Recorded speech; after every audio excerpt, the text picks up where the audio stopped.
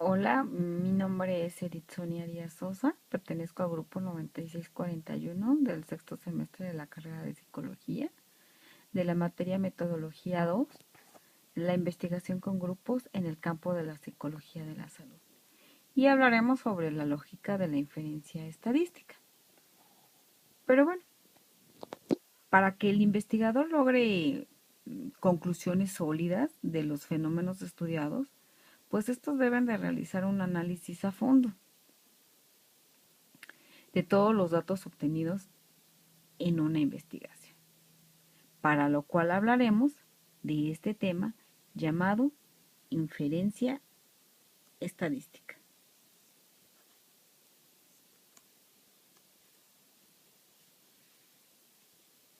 Es muy importante comentar que la lógica es sinónimo de razonamiento y que por lo tanto la inferencia estadística predice y saca conclusiones para que para la población tomando como base una muestra, es decir, una porción de la población. Por lo tanto, la población es el conjunto de sujetos que poseen las principales características objeto de análisis, de las cuales todas aquellas que sean mensurables reciben el nombre de parámetros. Y para ello, pues ponemos un ejemplo, como son la población latina que habita en los Estados Unidos. Entonces aquí hablaremos de lo que es la muestra. Y una muestra es la porción de la población que al menos teóricamente contiene las mismas características que se desean estudiar en la población. Y las distintas maneras de elegir una población se llaman muestreos.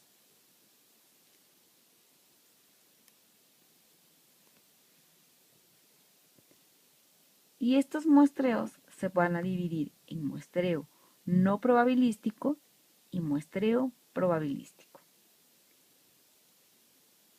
El muestreo no probabilístico quiere decir que no todas las muestras tendrán la misma probabilidad de ser elegidas, y para estas se divide en dos, y es el muestreo por cuotas, y es aquí donde se escoge a las personas más representativas desde el punto de vista del investigador, y el muestreo intencional, y aquí se elige una muestra solo por el criterio del investigador.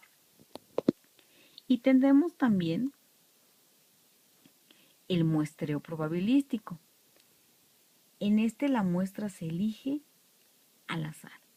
Y aquí hay tres tipos. El primero es el muestreo aleatorio simple, que es aquel en que cada individuo de la población tiene las mismas posibilidades de salir en la muestra. También tenemos el muestreo sistemático, que es cuando elegimos a un individuo al azar y a partir de él o intervalos constantes se eligen a los demás hasta completar la muestra. Y finalmente tenemos el muestreo aleatorio estratificado. Y este es cuando a la población se divide en clases y se escoge aleatoriamente a un número de individuos de cada estrato. Posteriormente, veremos lo que es la distribución muestral y es el comportamiento de las muestras, ya que comprende todos los valores posibles que pueden ser tomados por un estadístico obtenidos aleatoriamente de todas las muestras posibles de una n fija de una población. Por lo tanto, la distribución muestral de medias se obtiene enumerando los diferentes valores de cada media y su frecuencia, adquiriendo una curva de forma normal.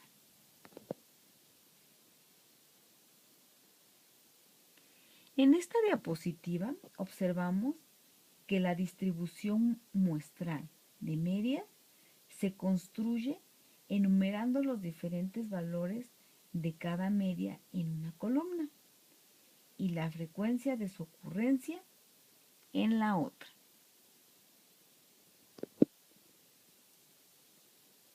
Y en esta observamos cómo se representa la gráfica de la distribución muestral de las medias.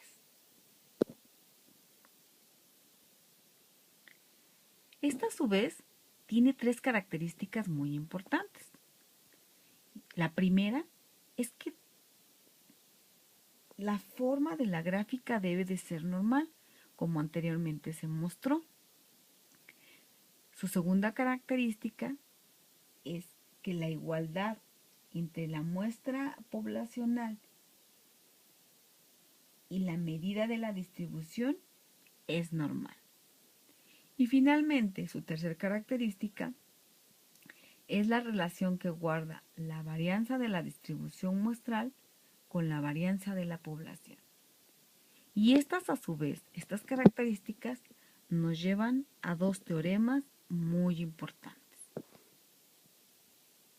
El teorema del límite central, que nos dice que si se extraen muestras al azar de una población, la media de la distribución muestral de medias será igual a la medida de la población y la varianza será igual al cuadrado sobre n. Esto a su vez nos lleva a la ley de los grandes números, que dice que cuando la muestra tiene un tamaño n y se toman al azar a medida que el tamaño de la muestra aumenta la distribución de las medias de la muestra, esta se va a aproximar a la normalidad. Lo cual nos va a llevar a la estimación de los parámetros. Y la estimación de los parámetros nos dice que es cuando se desea estimar algunas características cuantitativas de una población a partir de una muestra. Y para esto hay dos parámetros posibles, que son la estimación puntual, que es cuando se toma solo un valor de la muestra, o sea, un punto sobre la línea, y la estimación por intervalos, que es cuando se tiene un conjunto de puntos adyacentes, es decir, un intervalo en el que uno de sus puntos probablemente coincida con otro valor del parámetro. Lo que nos lleva a la lógica de la constatación de la hipótesis. Y su objetivo principal es determinar en qué medida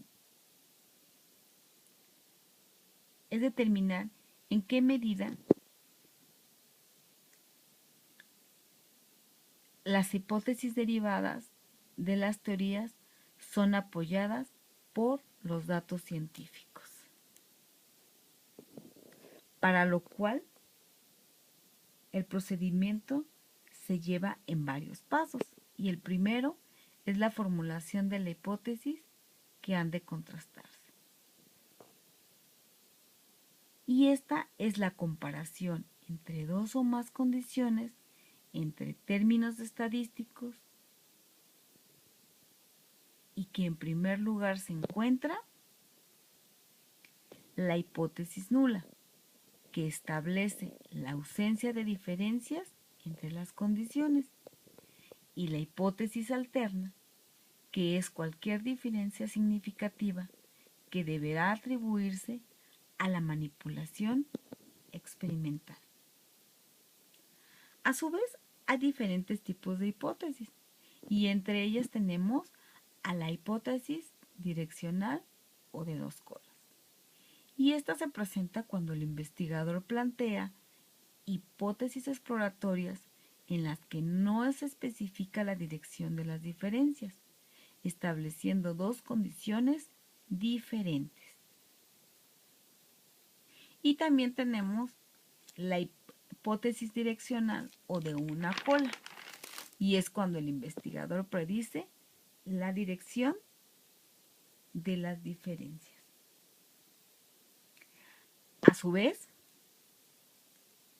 está la hipótesis alterna, y esta hipótesis alterna habrá de tres tipos: la exploratoria o predictiva, la exacta y la inexacta. La exploratoria o predictiva es cuando la hipótesis se compara con más de tres diferencias. La hipótesis exacta es cuando se especifica el valor aproximado para los parámetros de las diferencias. Y finalmente, la hipótesis inexacta es cuando no se especifica ningún tipo de valor para los parámetros que están presentes.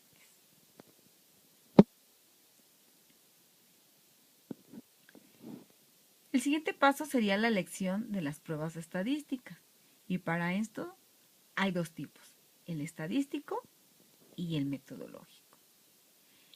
En el método estadístico están las pruebas paramétricas y las no paramétricas. Y en el metodológico es cuando no se hace suposición de los parámetros de la población, pero se toma en cuenta el objetivo de la investigación, el diseño utilizado y el grado de la precisión en las medidas. Y nuevamente, hablando de la hipótesis nula, se dice que cuando es cierta, significa que no hay diferencias entre dos condiciones y el valor que predominará en la distribución muestral es 0. Y si la hipótesis nula es falsa, significa que hay diferencia entre dos condiciones. Por lo tanto, si hablamos de decisión, decimos que es un conjunto de todas las diferencias posibles que se van a encontrar y nos llevan a un nivel de significación que va a ser el subconjunto de una probabilidad pequeña. Aquí también se tiene lo que es la región de rechazo, y la región de rechazo está representada por el subconjunto de valores extremos de la distribución menstrual, con una ocurrencia muy baja si la hipótesis nula es verdadera. La región de rechazo se expresa en los extremos, pero esto es en ambos extremos si es en una hipótesis exploratoria no direccional. Y si es en una hipótesis predictiva, la región de rechazo solo se colocará en un extremo de la curva, ya sea en el derecho o en el izquierdo, y el resto de la zona será la zona de aceptación.